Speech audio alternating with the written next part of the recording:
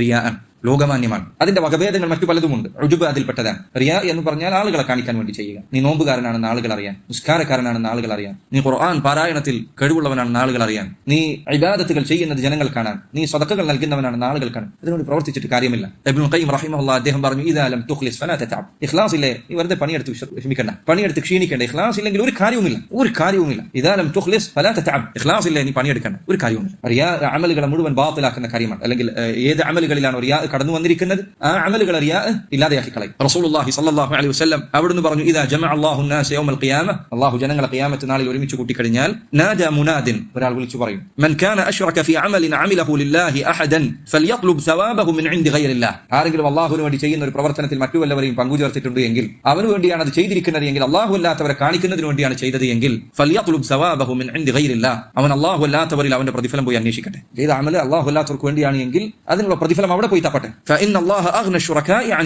അല്ലാഹു സുബ്ഹാനഹു വ തആല അവന്റെ പങ്കാളികൾ ഉണ്ടാകുക എന്നതിൽ നിന്ന് അങ്ങേയറ്റം ധന്യതയുള്ളവനാണ്. പങ്കാളികളെ ചേർത്ത ഒരു പ്രവർത്തനം വേണ്ടതില്ല. അതുകൊണ്ട് അമലുകൾ പരിശോധിക്കുക. ചില ആളുകൾ പറയും, ഞാൻ രാത്രി നിസ്കരിച്ചു, ഒരാളും അറിഞ്ഞിട്ടില്ല, ഒരാളും കണ്ടിട്ടില്ല. ആ പ്രവർത്തനത്തിന്റെ കാര്യം എന്താണ് സഹോദര? അതിൽ നിനക്ക് ഉജുബ് ഉണ്ടാകരുത്. എന്താണ് ഉജുബ് എന്ന് പറഞ്ഞാൽ? നീ ചെയ്ത പ്രവർത്തനത്തെ കുറിച്ച് ഞാൻ വലിയ ആളാണല്ലോ എന്ന മതിപ്പ് നിനക്ക് സ്വയം ഉണ്ടാകരുത്. ഞാൻ ഇങ്ങനെയൊക്കെ ചെയ്യുന്ന ആളാണല്ലോ, ഇത്ര അമലുകൾ എനിക്കുണ്ട്, ഇത്ര സദഖകൾ ഞാൻ ചെയ്തിട്ട്. ആരുണ്ടായിരിക്കും ഇങ്ങനെ ചെയ്യുന്നവർ? ആരുണ്ടായിരിക്കും ഇങ്ങനെ നിസ്കരിക്കുന്നവർ? ആരുണ്ടായിരിക്കും ഖുർആൻ ഓതി കരയുന്നവർ? ആരുണ്ടായിരിക്കും അല്ലാഹുവിനെ ഓർത്ത് ഏകാന്തമായി പേടിച്ച് കരയുന്നവർ? ഇങ്ങനെ നീ ചിന്തിക്കരുത്. അല്ലാഹുവിനുള്ള ഒരു ഇബാദത്തുകളും നീ ചെയ്തു വെച്ച ഒരു പ്രവർത്തനത്തെ കുറിച്ച് ഓർത്തും നീ സ്വയം മതിപ്പുള്ളവനായി തോന്നരുത്. ആ അവസ്ഥ നിനക്ക് ഉണ്ടാകരുത്. അത് റിയാഇന്റെ വകഭേദങ്ങളിൽപ്പെട്ടതാണ്. അതുകൊണ്ടാണ് ഉലമാക്കളിൽ ചില പറഞ്ഞു, ഖഫിയായ വളരെ സൂക്ഷ്മമായ റിയാഇൽപ്പെട്ടതാണ്. ചില ആളുകൾ രാത്രിയിൽ എഴുന്നേറ്റ് നിസ്കരിക്കും, അവന്റെ ഭാര്യ പോലും അതിനെക്കുറിച്ച് അറിഞ്ഞിട്ടുണ്ടായിരിക്കുകയില്ല. അവൻ ഏകാന്തമായി ഒറ്റക്കാണ് നിസ്കരിച്ചിട്ടുള്ളത്. അങ്ങനെ ആ നിസ്കാരമെല്ലാം കഴിഞ്ഞ് അവൻ രാവിലെ ജനങ്ങൾക്കിടയിലേക്ക് വന്നിറങ്ങും. ആളുകളെ കാണുമ്പോൾ അവന്റെ മനസ്സിൽ അവൻ സ്വയം ചിന്തിക്കുകയാണ്, ഞാൻ ഇങ്ങനെ രാത്രിയൊക്കെ നിസ്കരിക്കുന്ന ഒരാളാണ്, എന്തുകൊണ്ടാണ് ആളുകൾ എന്നെ കണ്ടിട്ട് സലാം പറയാത്തത്? എന്തുകൊണ്ടാണ് ആളുകൾ എന്നെ പരിഗണിക്കാത്തത്? എന്തുകൊണ്ടാണ് ആളുകൾ എനിക്ക്, ഞാൻ ഇത്രയും ഇബാദത്തുള്ള ഒരാളല്ലേ, ഇവൻ അറിയുമോ ഞാൻ ചെയ്യുന്ന ഇബാദത്ത്? അവന്റെ മനസ്സിന്റെ ഉള്ളിൽ അവൻ ചിന്തിക്കുകയാണ് എങ്കിൽ അതറിയാം,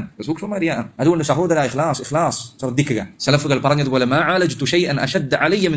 എന്റെ നിയ്യത്തിനേക്കാൾ കടുത്ത പ്രയാസകരമായ ഒരു കാര്യവും ഞാൻ ചികിത്സിച്ചിട്ടില്ല. അത് ഒരു സന്ദർഭത്തിൽ ഞാൻ ഒരു രൂപത്തിൽ ഇല്ലാതെയാക്കി വേറൊരു നിറത്തിൽ അത് പുറത്തു വരും. ചില ആളുകൾ ചിലപ്പോൾ നിസ്കരിക്കാൻ നിൽക്കും, അവൻ ആളുകൾ നോക്കുന്നത് കണ്ടാൽ നിയ്യത്ത് ശരിയാക്കും. അള്ളാഹുവിന് വേണ്ടിയാണ്, വേറെ ഒരാൾക്കും വേണ്ടിയല്ല. അവനെ നോക്കുന്നില്ല ഞാൻ, അവൻ എന്താകട്ടെ, ഇത് അള്ളാഹുവിന് വേണ്ടിയാണ്. അങ്ങനെ അവൻ നിയ്യത്ത് ശരിയാക്കും. അപ്പൊ അവന്റെ മനസ്സിൽ വേറൊരു സ്ഥലത്ത് പുറത്തു വരും. ഇത്ര ആളുകൾ റിയാവോടുകൂടിയായിരിക്കും നിസ്കരിക്കുന്നത്. നീ കണ്ടില്ലേ, ഇഖ്ലാസ് ശ്രദ്ധിക്കുന്നവരാണ്. ഇങ്ങനെ ഇഖ്ലാസ് ശ്രദ്ധിക്കുന്ന ആരെങ്കിലും ഒക്കെ ഉണ്ടായിരിക്കുമോ? നീ അത് ഇല്ലാതെയാക്കിയാൽ ചിലപ്പോൾ നിന്റെ മനസ്സിൽ പിശാച് മറ്റൊരു രൂപത്തിൽ പുറത്തു വരും. സഹോദരങ്ങളെ, ഇഖ്ലാസിന്റെ കാര്യം ഏറ്റവും പ്രയാസമുള്ള കാര്യമാണ്.